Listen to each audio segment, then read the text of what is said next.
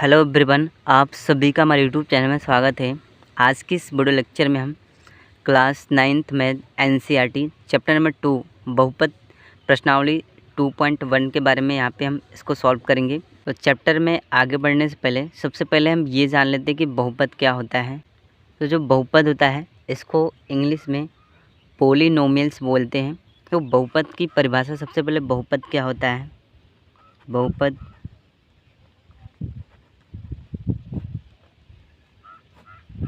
ठीक है, बहुपद क्या होता है। पदों की श्रृंखला को बहुपद कहते हैं। पदों की श्रृंखला को बहुपद कहते हैं।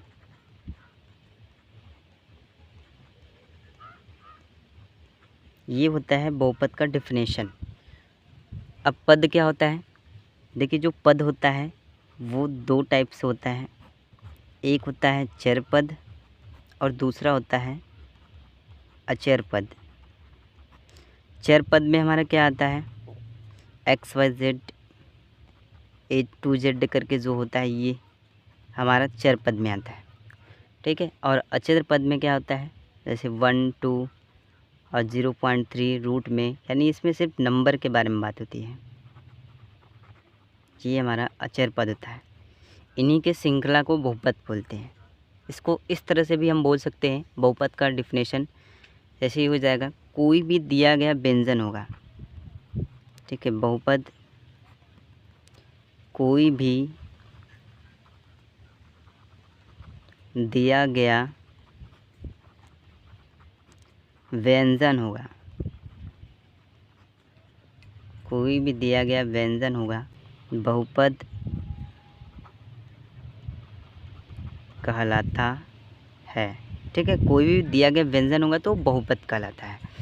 अब जो व्यंजन होता है उसमें चर और अचर का सम्मेलन होता है, यानी चर और अचर को मिक्स कर देते हैं तो व्यंजन होता है, वो व्यंजन होता है। जैसे व्यंजन के एग्जाम्पल क्या हो जाएगा, 2x + 5 3x, 2x + 5x + 2, ठीक है। इसमें चर और अचर का सम्मेलन किया गया है। तो कोई भी ऐसा इस प्रकार का बहुपद, यहाँ पे कोई भी इस तरह से व्यंजन दिया रहेगा तो वो बहुपद कहलाता है। इसके बाद यहाँ पे हमें एक चीज़ और समझना है कि कोई भी व्यंजन दिया रहेगा तो बहुपद किस कंडीशन में होता है। तो कंडीशन जो होता है उसका, कि जब उसका घातांक ऋणात्मक में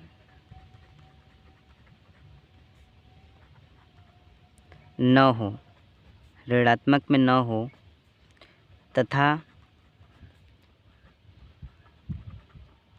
उसका घात परमेय संख्या के रूप में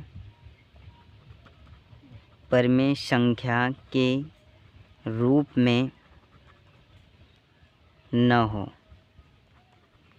ठीक है। तो इस कंडीशन में जो भी व्यंजन दिया रहेगा वो बहुपद कहलाएगा। सबसे मेन रीज़न ये होता है, जब उसका घातांक ऋणात्मक में न दिया गया हो और जो उसका घात हो एक परमेय संख्या के रूप में न दिया गया हो, तो वो बहुपद होता है, ठीक है। अब जैसे एग्ज़ाम्पल मैं यहाँ पे देता हूँ, x के पावर यदि -1 है। अब देखेंगे तो x के पावर जो -1 है, इसका जो घात है वो माइनस में है। तो घात अगर माइनस में रहेगा तो बहुपद नहीं होगा। तो ये भी देखिए बहुपद नहीं होगा।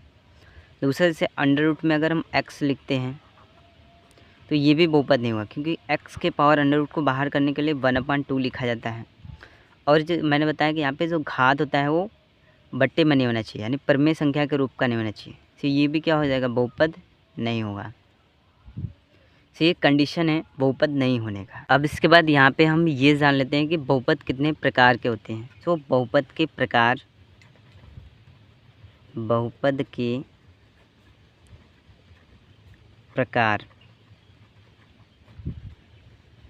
ये चीज़ हमें जानना ज़रूरी है, क्योंकि एक्सरसाइज में हमें ऐसे क्वेश्चन मिलेंगे। सो बेसिक पहले हम जान जाएंगे तो चैप्टर जो रहता है प्रश्नावली हमारे लिए आसान हो जाता है। सो बहुपद 3 टाइप के होते हैं। पहला जो होता है एक पदी, दूसरा जो होता है द्विपदी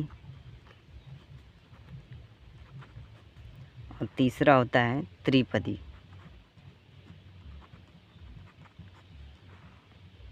अब एक पदी बहुपद क्या होता है? जिसमें केवल एक ही चर होते हैं, एक ही पद होते हैं। जिसमें केवल एक ही पद होते हैं वो एक पदी बहुपद होता है।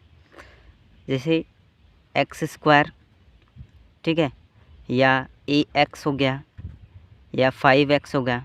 तो एक ही पद है, इसके सामने ना तो प्लस माइनस इस तरह का कोई साइन नहीं है, सिर्फ एक ही पद के रूप में है। ये होता है हमारा एक पदी बहुपद। दूसरा द्विपदी बहुपद क्या होता है? जिसमें दो पद होते हैं। जैसे एक्स स्क्वायर प्लस एक्स लिख दें, एक पद यहाँ एक पद यहाँ, दो पद हो गया। एक्स स्क्वायर प्लस 5 लिख दें, एक पद यहाँ एक पद यहाँ, दो पद हो गया। द्विपदी बहुपद होता है। त्रिपदी बहुपद क्या होता है? जैसे x cube plus x minus के 2, एक पद, दो पद, तीन पद, तीन पद हो जाएगा। तो यहाँ पे त्रिपदी बहुपद हो जाएगा। क्वेश्चन नंबर पहला हमारा दे दिया है, निम्नलिखित व्यंजकों में कौन कौन एक चर में बहुपद है और कौन कौन नहीं है? कारण के साथ अपने उत्तर देना है। तो क्वेश्चन को सॉल्व करते हैं। प्रश्नावली का पहला क्वेश्चन हमारे दे दिया है 4x square minus 3x plus 7। तो इस क्वेश्चन में यहाँ पे देखेंगे कि केवल एक ही चर है।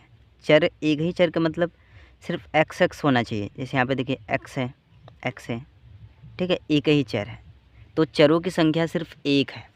तो यहाँ पे लिखेंगे कि यहाँ, क्योंकि कारण के साथ में उत्तर देना है, यहाँ चर केवल एक्स है, ठीक है, यहाँ चर केवल एक्स है, इसलिए यह एक चर बहुपद है। यह एक चर बहुपद है। इस तरह से हमें उत्तर यहाँ पे लिखना है। सेकंड क्वेश्चन, सेकंड पॉइंट इसमें दिया है, जैसे वाई स्क्वायर प्लस के √2, ठीक है। इसमें भी देखेंगे तो चर की संख्या एक है। जैसे वाई स्क्वायर दिया है, केवल एक ही है, एक ही चर के बारे में बात हो रही है। तो ये भी क्या हो जाएगा? एक चर बहुपद, एक चर बहुपद। इस तरह से पॉइंट नंबर थर्ड यहाँ पे दे दिया है 3 रूट में t प्लस t रूट में 2। इस तरह से यहाँ पे दे दिया है। अब सबसे पहले तो ये देख लेते हैं, ये बहुपद ही नहीं होगा, क्योंकि t का मान जैसे यहाँ पे दिया है, ये रूट में भी नहीं होना चाहिए। मैंने यहाँ पे बताया था, क्योंकि अगर इसको हम सॉल्व करेंगे तो इसको कैसे लिख सकते हैं? जैसे t रूट में t को लिख सकते हैं t की पावर 1/2 प्लस के दिया है t रूट में 2। अब जो चर का जो घात होना चाहिए वो प्रमेय संख्या के रूप में नहीं होना चाहिए। जब ये बहुपद ही नहीं होगा तो इसके बारे में बात नहीं होगा, ठीक है। तो यह एक बहुपद नहीं है। यहाँ पे लिख देंगे कि t की घात 1/2 है। t की घात 1/2 है, इसलिए यह एक बहुपद नहीं है, ठीक है। ये हमारा रीज़न भी हो गया। इसके बाद पॉइंट नंबर 4 हमारा इसी में दे दिया है। पॉइंट नंबर 4, y प्लस 2 के अपान y, किसी संख्या के बट्टा अगर चर रहेगा तो भी ये बहुपद नहीं होगा। ये हो जाएगा कि इसका आंसर क्या होगा? यह बहुपद नहीं है, किसी संख्या के बट्टे चर नहीं होना चाहिए। इसके बाद 5वां पॉइंट इसमें दे दिया है। पॉइंट नंबर 5वां, x के पावर 10 प्लस y के पावर 3 प्लस t के पावर 50। अब इसमें देखेंगे तो इसमें जो चर है x, y, t, इसमें 3 चर है, ठीक है। जब इसमें 3 चर है तो एक चर बहुपद नहीं होगा। यहाँ पे लिखेंगे यह एक चर बहुपद नहीं है। इसके बाद क्वेश्चन नंबर दूसरा दे दिया है, निम्नलिखित में प्रत्येक में एक्स स्क्वायर का गुणांक लिखना है। क्वेश्चन नंबर दूसरे का पहला पॉइंट दे दिया है, तो प्लस एक्स स्क्वायर प्लस के एक्स, तो एक्स स्क्वायर का गुणांक यहाँ पे क्या होगा, एक्स के बगल में यहाँ पे इसका गुणांक 1 होता है, जहाँ पे कुछ नहीं दिया जाता है उसका गुणांक 1 होता है। यहाँ पे लिखेंगे एक्स स्क्वायर का गुणांक 1 है, ठीक है, इस तरह से। अब सेकंड पॉइंट इसमें दे दिया है 2 minus x square plus x cube, इसका हमें गुणांक बताना है। सो देखिए एक्स स्क्वायर का गुणांक यहाँ पे कुछ नहीं है तो इसका भी गुणांक 1 होगा। एक्स स्क्वायर का गुणांक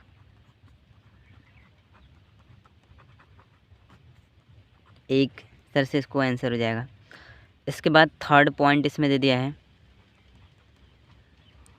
पॉइंट नंबर थर्ड, पाई के बट्टा 2 x square plus x, x square का गुणांक यहाँ पे देखेंगे तो पाई के बट्टा 2 है, ठीक है, तो ये हो जाएगा एक्स स्क्वायर का गुणांक पाई के बट्टा 2 है, इस तरह से लिखेंगे। इसके बाद पॉइंट नंबर 4 इसमें दे दिया है √2 एक्स माइनस 1, इसका गुणांक देखेंगे तो एक्स स्क्वायर के रूप में नहीं है, तो जिसका गुणांक एक्स स्क्वायर के रूप में कुछ भी नहीं दिया रहेगा ऐसा है, तो वो 0 आंसर हो जाएगा। इसके बाद क्वेश्चन नंबर 3 दे दिया है 35 घात के द्विपद का और 100 घात के एक पदी का एक एक उदाहरण दीजिए। तो क्वेश्चन को सॉल्व करते हैं। क्वेश्चन नंबर तीसरा दे दिया है, तो एक्स के पावर यहाँ पे हम क्या कर देते हैं 35, ठीक है, एक्स के पावर 35 कर देंगे और द्विपद बोल रहा है, तो द्विपद का मतलब जिसमें 2 पद होना चाहिए, तो यहाँ पे +3 लगा देते हैं, 1 पद 2 पद, 35 के घात में द्विपद हो गया, ठीक है। दूसरा कि 100 के घात के एक पदी का, तो एक्स के पावर यहाँ पे हम 100 का देते हैं और एक पदी का, तो यहाँ पे 3 लगा देते हैं, जैसे 3x के पावर 100 हो गया, आंसर हो गया। आप ऐसे भी कर सकते हैं 5x के पावर 100, बस घात में 100 होना चाहिए और ये एक पदी होना चाहिए, जैसे यहाँ पे +5 +3 ऐसा कुछ नहीं होना चाहिए, जैसे मैंने यहाँ पे द्विपद लिखा है ये एक पद हो जाएगा, तो यही हमारा आंसर हो जाएगा। क्वेश्चन नंबर 4 दे दिया है, निम्नलिखित बहुपदों में प्रत्येक बहुपद की घात लिखिए। क्वेश्चन 4 का पॉइंट नंबर पहला, 5x स्क्वायर 5x का cube plus 4x square plus के 7x, सो इसका घात लिखना है। तो चर की अधिकतम घात, सो जो सबसे ज़्यादा घात होता है वही इसका आंसर होता है। जैसे यहाँ पे देखेंगे तो चर x है और यहाँ पे अधिकतम घात कितनी है, सबसे ज़्यादा घात 3 है, तो यहाँ पे लिखेंगे घात बराबर 3, आंसर। सेकंड पॉइंट इसमें दे दिया है 4 माइनस वाई का क्यूब, तो ये चर है, चर की अधिकतम घात कितनी है 3 है, यहाँ पे लिखेंगे घात बराबर 3, आंसर। तीसरा पॉइंट यहाँ पे दे दिया है 5t माइनस √7, अब देखिए 5t, टी की पावर कुछ भी नहीं है, तो यहाँ पे जो घात होगा इसका 1 हो जाएगा, तो यहाँ पे लिखेंगे हम घात बराबर 1, आंसर। इसके बाद 4 पॉइंट इसमें दिया है केवल 3 करके, तो अचर पद यहाँ पे है, तो अचर पद की जो घात होती है हमेशा 0 होती है, घात ही 0, आंसर। क्वेश्चन नंबर 5 दे दिया है, बताइए कि निम्नलिखित बहुपदों में कौन कौन बहुपद रैखिक है, कौन कौन द्विघाती है और कौन कौन त्रिघाती है। तो रैखिक, द्विघाती और त्रिघाती बहुपद बताना है। क्वेश्चन 5 का पॉइंट नंबर पहला, एक्स स्क्वायर प्लस के एक्स, तो इस क्वेश्चन में यहाँ पे हम देखेंगे तो x की अधिकतम घात 2 है, अतः यह द्विघाती बहुपद होगा। तो यहाँ पे इसको हम लिखेंगे कैसे कि x की घात बराबर 2, तो घात बराबर 2 दिया जाएगा, तो यह एक द्विघाती बहुपद होगा। अतः यह एक द्विघाती बहुपद है। ठीक है, सेकंड पॉइंट इसमें दे दिया है x माइनस एक्स क्यूब। अब x की अधिकतम घात 3 है, यहाँ पे लिखेंगे x की घात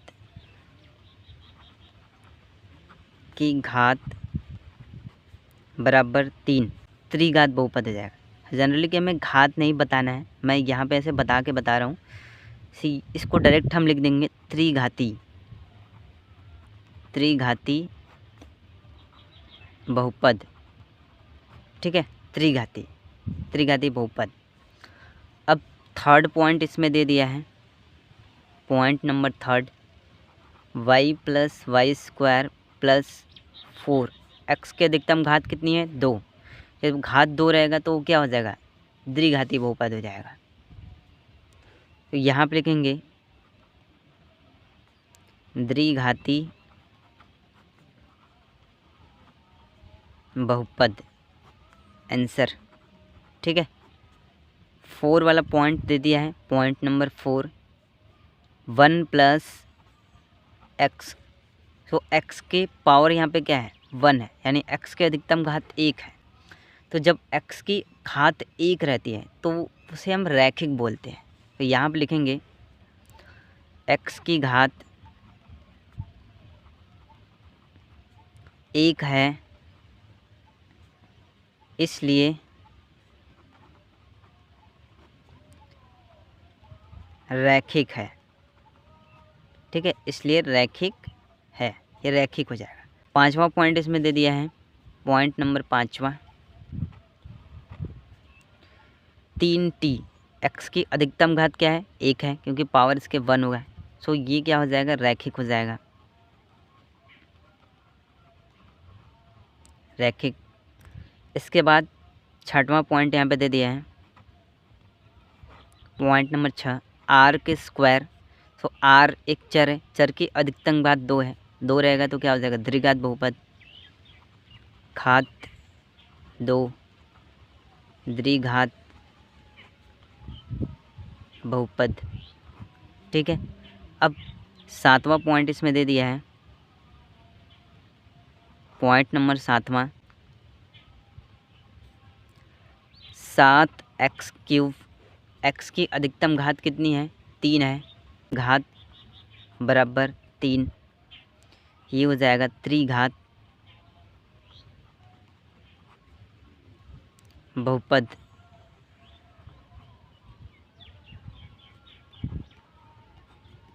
आंसर। तो इस तरह से हमने चैप्टर नंबर 2 बहुपद के प्रश्नावली 2.1 को आसान तरीके से सॉल्व किया। वीडियो पसंद आए तो वीडियो को लाइक कर दीजिएगा, चैनल बनाए तो चैनल को सब्सक्राइब कर दीजिएगा। Very very thank you.